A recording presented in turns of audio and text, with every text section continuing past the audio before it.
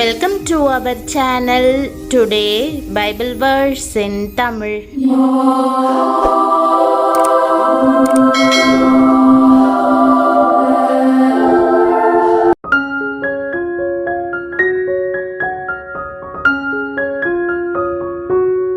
இன்றைய வசனம் சங்கீதம் 91:4.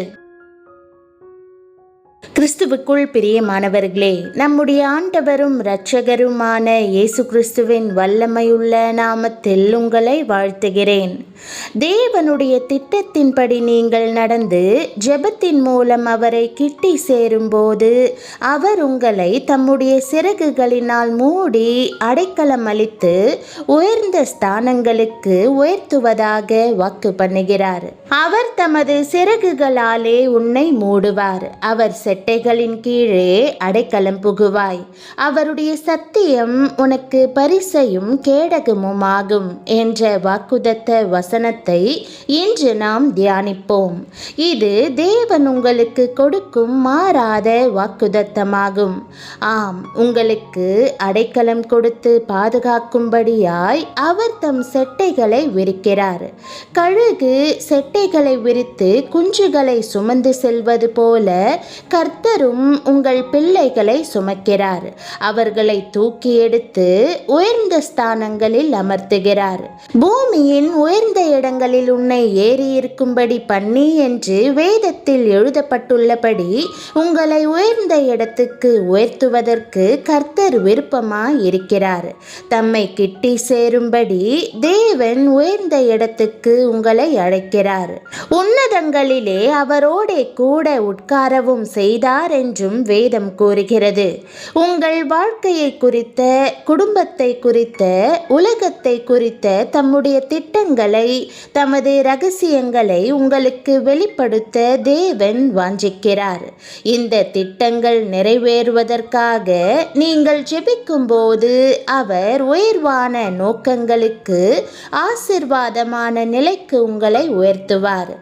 நான் அவரையும் அவருடைய உயிர்த்தெழுதலின் வல்லமையையும் அவருடைய பாடுகளின் ஐக்கியத்தையும் அறிகிறதற்கும் என்று பவுல் ஜெபிக்கிறது போல நாம் அநேகர் தீர்க்க தரிசனங்களையும் சொப்பனங்களையும் நாடி, ஆண்டவரே, நான் உம்முடைய சத்தத்தை கேட்க விரும்புகிறேன், உம்முடைய வழிகளையும் திட்டங்களையும் எனக்கு காண்பிப்பீராக என்று ஜெபிப்போம்.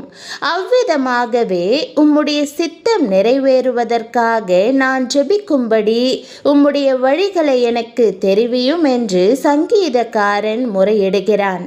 நான் மாம்சமான யாவர் மேலும் என் ஆவியை ஊற்றுவேன். அப்பொழுது உங்கள் குமாரரும் உங்கள் குமாரத்திகளும் தீர்க்க தரிசனம் சொல்லுவார்கள்.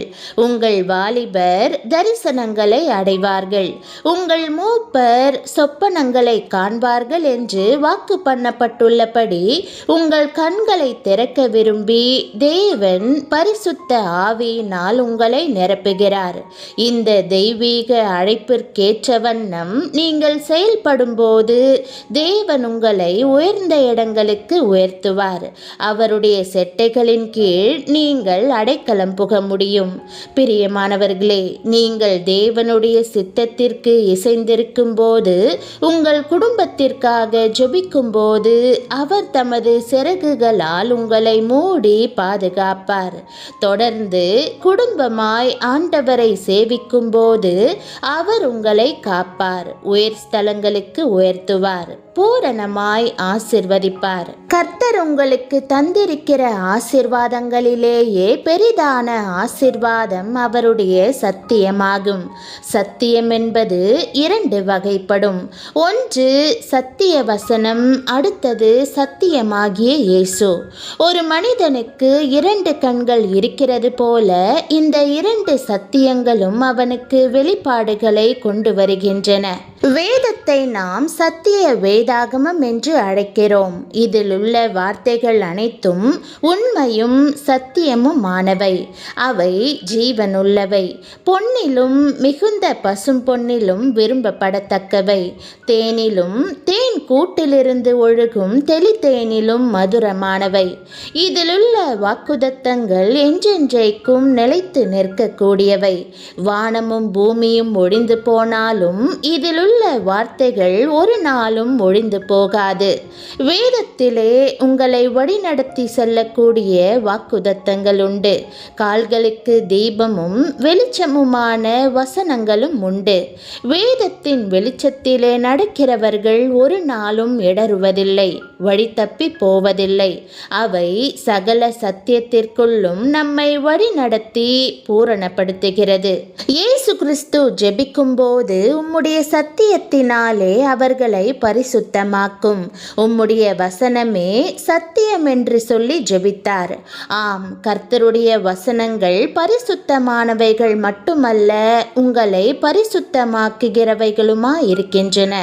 நீங்கள் எவ்வளவு அதிகமாய் வேதத்தை வாசித்து தியானிக்கிறீர்களோ அவ்வளவுக்கவ்வளவு உங்களுடைய வாழ்க்கையிலே பரிசுத்தம் ஏற்படும். மட்டுமல்ல, இந்த சத்தியத்திலே உங்களுக்கு ஒரு பெரிய விடுதலையும் உண்டு. இயேசு சொன்னார், சத்தியத்தையும் அறிவீர்கள், சத்தியம் உங்களை விடுதலையாக்கும். அந்த சத்தியம்தான் உங்களுக்கு பரிசையும் கேடகமுமாய் இருக்கிறது. இது எத்தனை பெரிய ஆசீர்வாதம்! கர்த்தர் சத்தியத்தை உங்களுக்கு கேடகமாய் வைத்திருக்கிறார். ஒரு கேடகமானது எப்படி ஒரு மனிதனுக்கு பாதுகாப்பாய் இருக்கிறதோ, அம்புகளுக்கும் ஈட்டிகளுக்கும் அக்கினியாஸ்திரங்களுக்கும் விலக்கி அவனை பாதுகாக்கிறதோ, அதுபோல கர்த்தருடைய சத்தியமும் உங்களை பாதுகாக்கும். இயேசு கிறிஸ்து உங்களுக்கு கேடகமானவர். ஆகவே நீங்கள் பயப்படவோ கலங்கவோ வேண்டிய அவசியமே இல்லை. கர்த்தரிலே சார்ந்து கொள்ளுங்கள். யுத்த களத்திலே நிற்கிற ஒரு வீரனுக்கு எப்படி ஒரு கேடகம் பாதுகாக்கும் ஆயுதமாக பயன்படுகிறதோ, அதுபோல சத்தியமாகிய கேடகம் உங்களை பாதுகாத்து கொள்ளக்கூடிய ஆயுதமாய் இருக்கிறது. வானமண்டலத்தில் உள்ள பொல்லாத ஆவிகளின் சேனைகளோடு போராடும் போது உங்களை பாதுகாப்பது சத்திய வசனமான சத்திய வேதாகமமே. அந்த வசனங்களைத்தான் மேற்கோள் காட்டி இயேசு சாத்தானை ஜெயித்தார் அல்லவா? அந்த ஜெய கிறிஸ்து உங்களுக்கும் ஜெயம் தந்தருளுவார். ஜெபம். அன்பின் ஆண்டவரே, உம்முடைய சிறகுகளினால் என்னை மூடி அடைக்கலம் அளிப்பதாக தந்திருக்கும் மாறாத வாக்குதத்தத்திற்காக உம்மை ஸ்தோத்தரிக்கிறேன். கழுகு தன் குஞ்சுகளை சுமந்து செல்வது போல நீர் எனக்காக ஆயத்தம் பண்ணி இருக்கிற உயரமான ஸ்தலங்களுக்கு என்னை தூக்கி செல்வீராக. நான் உம்முடைய நினைவுகளின்படி நடந்து உம்முடைய சித்தத்தின்படி ஜெபிக்கும்படி உம்முடைய ரகசியங்களை எனக்கு வெளிப்படுத்துவீராக. நான் தரிசனங்களையும் சொப்பனங்களையும் காணும்படியும் உம்முடைய சித்தம் நிறைவேறுவதற்காக ஜெபிக்கும்படியும் என்னை உம்முடைய பரிசுத்த ஆவியினால் நிரப்புவீராக. உம்முடைய செட்டைகளின் கீழே என்னை பாதுகாத்து உம்மோடு உலாவும்படி உன்னதமான இடங்களுக்கு உயர்த்துவீராக. உம்முடைய வழிகளை பார்த்து உம்முடைய ஆசீர்வாதங்களையும் கிருபையையும் பெற்றுக்கொள்ளும் வண்ணம் நடக்கும்படி என் கண்களை திறந்தருளும். ஆண்டவரே, நான் உம்முடைய சித்தத்திற்கு இசைந்து நடப்பதால் உமக்குள்ளான சந்தோஷம், சமாதானம், வெற்றியை பெறும்படி என்னை உயர்த்த வேண்டும் என்று இயேசுவின் நாமத்தில் ஜெபிக்கிறேன் நல்ல பிதாவே, ஆமேன். தேவனுடைய நாமம் மகிமைப்படுவதாக. ஆமேன்.